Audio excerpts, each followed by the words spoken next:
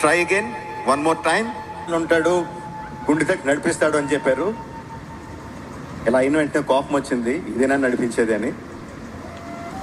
నిన్న జరిగిన SSMB 29 Rajamouli Mahesh Babu film సందర్భంగా టైటిల్ అనౌన్స్మెంట్ ఈవెంట్ అయితే నిన్న జరిగింది. దానికి సంబంధించి రాజమౌళి మాట్లాడినటువంటి మాటల్ని చాలా విపరీతంగా ట్రోల్ చేస్తున్నారు. దానికి సంబంధించి ఈరోజు మనం ఈ వీడియోలో మాట్లాడుకుందాం. వీడియోని అయితే లాస్ట్ వరకు చూడండి, ఎక్కడ స్కిప్ చేయొద్దు. ఈ వీడియోని చూసిన తర్వాత మీ అభిప్రాయాన్ని కింద కామెంట్ బాక్స్లో తెలియజేయండి, ఓకేనా? ఈ నా కొడుకులు ఈ కులం పిచ్చి మతం పిచ్చి పట్టుకున్న నా కొడుకులు ఎట్లా తయారయ్యారంటే, రాజమౌళి గారు నిన్న జరిగిన గ్లోబల్ ట్రోటర్ ఈవెంట్లో ఎమోషనల్ అయ్యారు. రాజమౌళి గారే కాదు, అక్కడ ఉన్న మహేష్ బాబు గారు కానీ, ప్రియాంక చోప్రా కానీ, అక్కడ విలన్ క్యారెక్టర్ చేసిన ఆయన కానీ, ఇంకా మహేష్ గారు వాళ్ళ కూతురు, వాళ్ళ ఆవిడ, అందరూ, రాజమౌళి గారు వాళ్ళ వైఫ్ కానీ అందరూ ఏడుస్తున్నారు వాళ్ళు ఆల్మోస్ట్. ఎందుకంటే వాళ్ళు సంవత్సరం పాటు కష్టపడి ఒక వీడియో తీశారంట. సంవత్సరం పాటు కష్టపడి ఒక వీడియో చేసి ఆ వీడియోని ప్రజెంట్ చేద్దామని చెప్పి, ఒక అప్డేట్ ఇద్దామని చెప్పి ఎన్నో నెలలుగా వెయిట్ చేస్తున్నారంట. ఆ వీడియో చేశారు పాపం. 365 days కష్టపడి ఆల్మోస్ట్.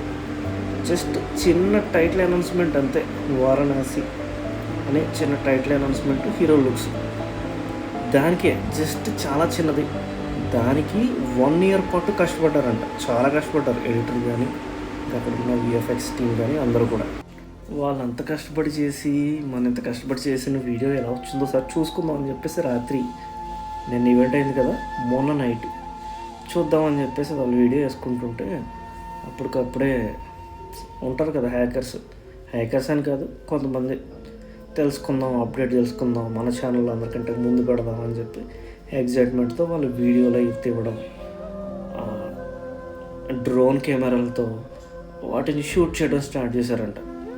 లీక్ అయిపోద్దేమో ఈ వీడియో, చాలామంది వెయిట్ చేస్తున్నారు కదా, వీడియో ఎక్కడ లీక్ అయిపోద్దా అని చెప్పేసి వాళ్ళు టెస్ట్ వీడియో కూడా ఆపేశారంట. పాపం వాళ్ళకి టెస్ట్ చేసుకోవడానికి కూడా లేదు, చాలా కష్టపడి చేసాం, ఎలా వచ్చిందో తెలియదు, టెస్ట్ చేసుకునే ఛాన్స్ కూడా లేదు. ఆ వీడియో ఆపేసి ఇంకా డైరెక్ట్గా వేద్దాం, టెస్ట్ లేదు ఏం లేదు, డైరెక్ట్గా స్క్రీన్ మీద వేద్దామని చెప్పి రిస్క్ చేసి, అంత కష్టపడి చేసిన వీడియోని డైరెక్ట్గా రిస్క్ చేసి స్క్రీన్ మీద వేస్తూ ఉంటే అది ప్లే అవ్వట్లేదు. ఆ క్వాలిటీ రీజన్స్ కానీ, ఆ VFX కానీ, అక్కడున్న టెక్నికల్ పీపుల్ దాన్ని పట్టుకోలేకపోయారు, క్యాచ్ చేయలేకపోయారు. ఆ వీడియో ప్లే అవ్వట్లేదు. ఎంత కష్టపడి చేసి ఈరోజు ఓపెన్ చేద్దాం అనుకున్న వీడియో, ఈరోజు ప్రజెంట్ చేద్దాం అనుకున్న వీడియో, రాత్రి టెస్ట్ చేద్దాం అనుకున్నాం, కుదరలేదు. సరే డైరెక్ట్గా వేద్దాం అనుకున్నాం, రిస్క్ చేసి అంత కష్టపడి చేద్దాం అనుకుంటుంటే ఆ వీడియో రాకపోయేసరికి అందరూ ఎమోషనల్ అయిపోయారు. రాజమౌళి గారు కూడా ఎమోషనల్ అయిపోయి పాపం, నేను దేవుడిని నమ్మను, దేవుడు ఉంటే కనుక ఇలా చేస్తాడా, మా నాన్నగారు దేవుడిని నమ్ముతారు, హనుమాన్ వెనకుండి నడిపిస్తాడు అన్నారు. ఇదేనా దేవుడు నడిపించింది? మా ఆవిడ హనుమాన్ భక్తురాలు, ఆంజనేయ స్వామి భక్తురాలు.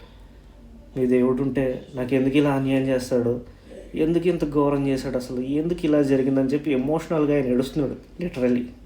ఆయనతో పాటు ఆ వర్కింగ్ చేసే టీం అందరూ, యాక్ట్రెస్ కానీ, మహేష్ గారు కానీ అందరూ ఆయన ఎమోషనల్లో మాట్లాడిన మాటలు పట్టుకుని ఆయన పాపం ఎమోషనల్లో, దేవుడు ఉంటే ఇలా జరుగుతుందా, నాకు ఎందుకు ఇలా జరిగింది, ఇంత కష్టపడిన దానికి రిజల్ట్ ఎందుకు రావట్లేదు అని చెప్పి ఎమోషనల్గా మాట్లాడాడు ఆయన.